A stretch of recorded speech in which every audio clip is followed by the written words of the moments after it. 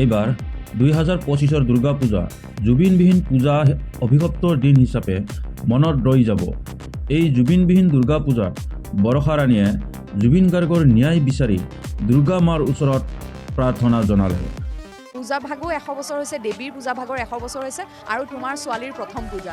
মই তাকেহে ময়ো বহুত কান্দি কান্দি দেৱীক কৈ মাতৃত্বৰ সৌভাগ্য পাইছোঁ। আজি নৱমী দিনাখন দুয়ো গ্ৰেপ্তাৰ হৈছে আৰু চৰকাৰ বা আইনে মই ভাবোঁ উচিত তদন্ত কৰিব বুলি মোৰ বিশ্বাস। যিটো হয় উচিত তদন্ত হওক আৰু জুবিন দাই ন্যায় পাওক, সেয়াই ভগৱানৰ ওচৰত প্ৰাৰ্থনা। মা আহিছে হাতীত আৰু যাব ডোলাত। এতিয়া বঙালী পঞ্জিকা মতে যদি চাবলৈ যায় ডোলাত যোৱাটো তাৰমানে বৰ ভাল হেৰিৰ সংকেত নহয়। তাৰমানে হয় মানে হঠাতে এনেকৈ কেৱল 52 বছৰ বয়সে হৈছিল জুবিন দাৰ, গতিকে এনেকৈ হঠাৎ এৰি যাবলগীয়া আচলতে নহয় প্ৰাকৃতিকভাৱে, কিন্তু যেনেকৈ আমাৰ মাজৰ পৰা হঠাৎ গুচি গ'ল সেই ক্ষেত্ৰত বহু প্ৰশ্ন উত্থাপিত হৈছে। অৱহেলা হোৱা নিচিনা আমি ভিডিঅ'ত দেখা পাইছোঁ, য'ত নেকি তেওঁক পানী আৰু জুইৰ পৰা আঁতৰত ৰখাৰ কথা কৈছিলে। গতিকে সেই ক্ষেত্ৰত আজি নৱমী দিনাখন দুয়ো গ্ৰেপ্তাৰ হৈছে আৰু চৰকাৰ বা আইনে মই ভাবোঁ উচিত তদন্ত কৰিব বুলি মোৰ বিশ্বাস। যিটো হয় উচিত তদন্ত হওক আৰু জুবিন দাই ন্যায় পাওক, সেয়াই ভগৱানৰ ওচৰত প্ৰাৰ্থনা। 2025 চনৰ দুৰ্গা পূজা ছেপ্টেম্বৰৰ 19 তাৰিখ, এটা অভিশপ্ত দিন আৰু এই পূজাভাগ হয়তো প্ৰত্যেকৰে মনত ৰৈ যাব। প্ৰথম পূজা জুবিন দা বিহীন। গতিকে সকলোকে মই পুনৰবাৰ কৈছোঁ, মাৰ ওচৰত প্ৰাৰ্থনা জনাইছোঁ, আপোনালোকো কুশলে থাকক, সেয়াই ভগৱানৰ ওচৰত প্ৰাৰ্থনা। আৰু উশাহ থকা মানেই জীয়াই থকা, গতিকে উশাহ থকালৈকে জীয়াই থাকিব লাগিব, কৰ্ম কৰি যাব লাগিব আমি।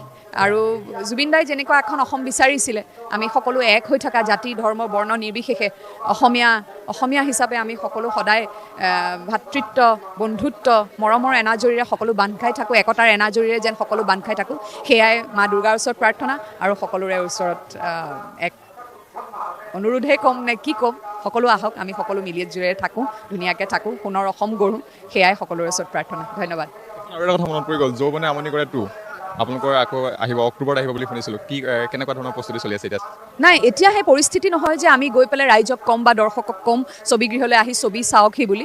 আৰু 10 তাৰিখ যিহেতু জুবিন দাৰ এমাহেই নহ'ব আমাৰ পৰা আঁতৰি যোৱা, এনে পৰিস্থিতিত আমি কেতিয়াও মানে ৰাইজক ক'ব নোৱাৰোঁ যে আহক চিনেমা চাওকহি বুলি।